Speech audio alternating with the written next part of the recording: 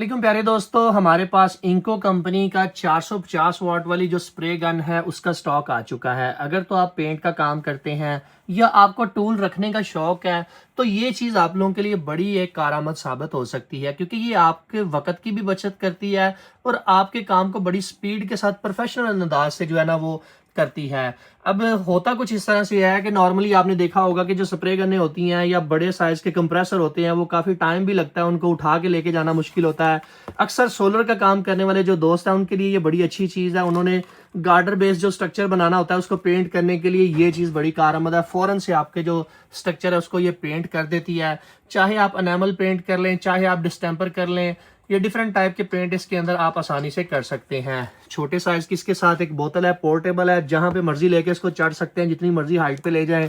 Just यहां से आपने इसको टर्न ऑन करना है। अपने जो भी ऑयल वगैरह डाल के, पेंट वगैरह डाल के इस बोतल के अंदर जस्ट आपने इस बटन को दबाना है और जनाब इसने पेंट करना शुरू कर देना है। इसके ऊपर हमने अभी सेल लगाई हुई है, डिस्क्रिप्शन में आप लोगों को लिंक मिल जाएगा, वहां से जाके भी परचेज कर सकते हैं। इसके अलावा हमारे पास अदर ब्रांड जिस तरह की ये वार्डफो है, इसकी भी 450 वाट की स्प्रे गन मौजूद है।